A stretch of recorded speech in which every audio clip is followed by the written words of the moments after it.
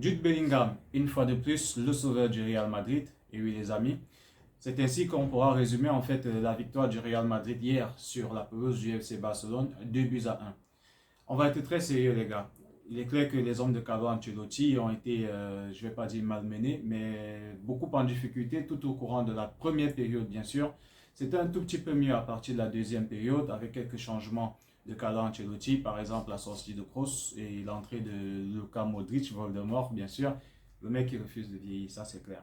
Alors, hier, Carlo Ancelotti, avec son classement de début de saison, le 4-3-2-1 précisément, avec un Jude Bellingham électron libre et les deux de devant également. C'était un tout petit peu difficile en fait pour surtout les deux de devant, on va dire Vinicius et puis Rodrigo, surtout Rodrigo et bien évidemment Vinicius. Ce serait très important de souvent également parler un tout petit peu de l'attitude de Vinicius qui a souvent tendance un tout petit peu également en fait à sortir de ses matchs, à simuler, se plaindre et, au lieu de se concentrer le collectif et le football bien sûr totalement différent de Bellingham qui lui il apporte les résultats. Maintenant, ça ne voudrait pas dire que Vinicius il est nul, pas du tout. Ou bien que on connaît comment il est Vinicius, il a le sang chaud et tout, mais à certains moments, avec en fait l'importance du match, c'est mieux qu'il reste un tout petit peu concentré. Et c'est ce qui fait l'avantage et également la force de Bellingham, on va dire. Et du côté Barcelone, Xavi a envoyé une équipe en fait en 4-3-3. Il a mis un Joao Cancelo en fait en milieu de couloir, carrément. Bon, on va dire que la première mi-temps, les hommes de Xavi Hernandez étaient très pressants, bien sûr. Ils ont marqué très tôt dans le match à cause d'une erreur au niveau de la défense de Madrid, bien sûr. Et par après, on va le dire, ils ont manqué de réalisme. Et oui, selon moi, le football, c'est le réalisme. Ça ne sert à rien du tout, en fait, d'avoir 1000% de possession de balle si tu n'arrives pas à cadrer les tirs ou bien si tu n'arrives pas à envoyer la balle au fond des filets. Tout au contraire de Carlo Ancelotti, à partir de la seconde période, les remplacements de Xavi n'ont pas été très productifs, en fait. On a vu toujours un FC Barcelone un petit peu poussif, bien sûr, avec quelques occasions, mais ce n'était plus trop cela, surtout parce que les remplacements des Madrilènes aussi ont commencé à renverser un tout petit peu le navire en termes de duel au milieu de terrain, Modric également avec un peu plus de maîtrise. Il faut dire que côté défensif, déjà en première mi-temps avec Toni Kroos, ce n'était pas trop cela en fait. Donc, concernant le changement, on va dire, de Carlo Ancelotti, là, pour moi, je donne un plus par rapport à ça. Mais dans la gestion globale du match, c'est très difficile en fait selon moi. Avec ce classement aussi, il doit aussi faire en fait les bons choix pour le début de ces matchs. On va dire que Chouameni, il a fait un très gros match bien sûr, défensivement parlant. Valverde à partir de la seconde période. Les hommes de Xavi Hernandez ont marqué très tôt dans le match, on va dire avec une erreur grossière de la défense madrilène. Et selon moi, l'intervention d'Alaba, par exemple, elle manque de virilité. Il vient faire juste un petit tacle et tout, en fait, pour pousser le ballon. Et selon moi, si vous regardez bien l'action, j'ai l'impression qu'il veut pousser le ballon, en fait, vers son coéquipier. Pousse-la dehors, carrément, en fait. Pousse-la dehors, met un peu plus de puissance dessus, au point zéro. Même si Gundogan, il arrive à contrer la balle, il la contre, en fait, avec la puissance de la balle. La balle est rebondie très loin, par exemple. Mais que non, que non.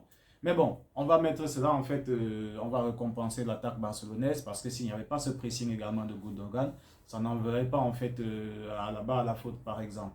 Mais à part cela quand même, défensivement, on va dire, ils ont tenu bon. Toni Kroos, il a beaucoup couru, ça c'est clair. Mais bon, le plus uniquement, ce sera comme je l'ai déjà dit, uniquement au niveau des changements. Et Carlo Ancelotti, moi je dirais en fait, il faudrait qu'il essaye de faire plus confiance également à son banc, à ses jeunes également. Ceballos, c'est vrai, il revient de blessure, il doit reprendre du rythme. On va dire, Kamavinga, aujourd'hui, n'a pas joué au milieu de terrain en tant que latéral gauche.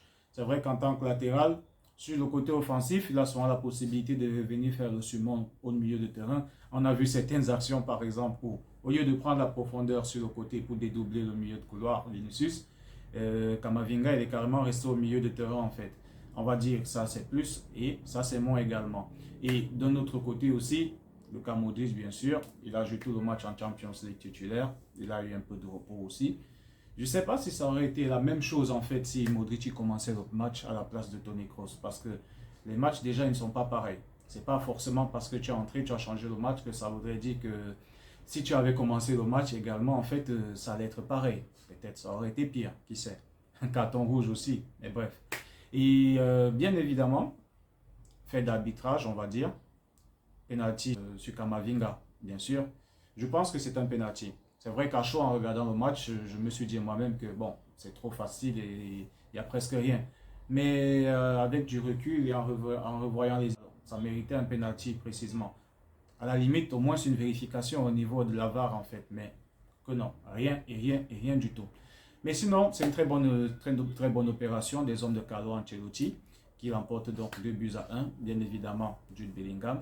Malgré la difficulté en première mi-temps et le regain également au niveau le regain énergétique des hommes de Carlo Ancelotti à la partie de la deuxième mi-temps, Jude Bellingham, il est resté constant.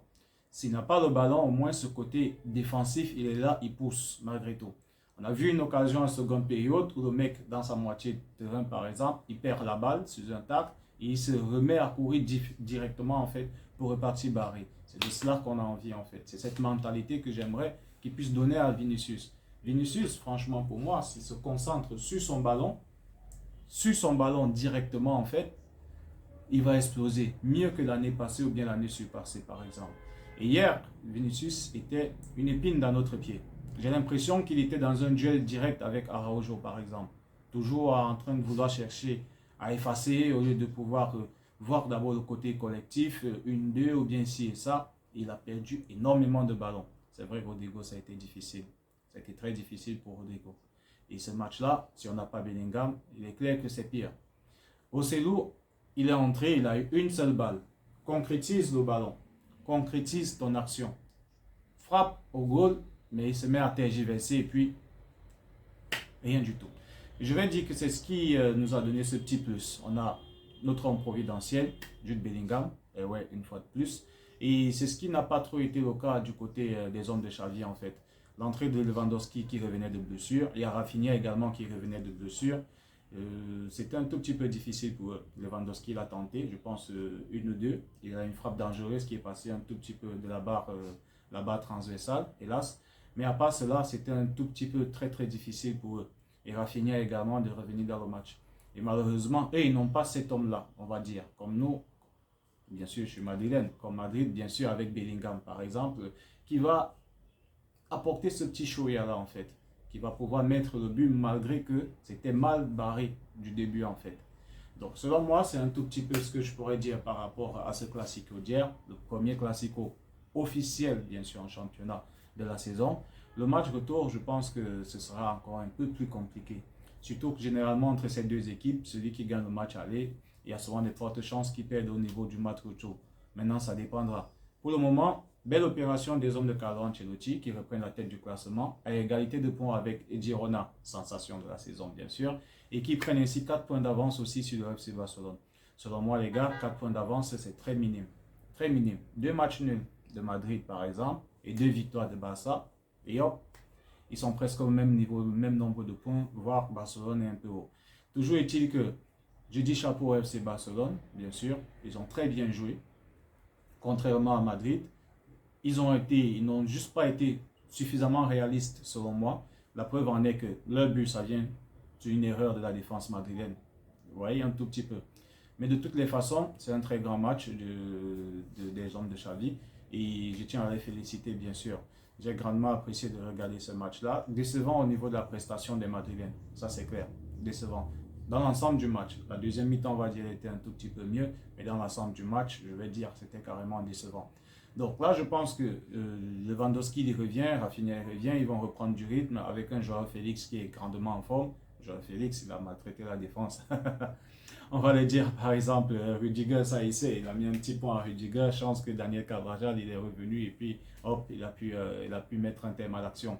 Mais de toutes les façons, je pense qu'il faudra grandement compter encore plus, en fait, sur le tenant du titre en Liga, qui est le FC Barcelone, bien sûr. Et il ne faut pas oublier, bien sûr, la sensation Girona.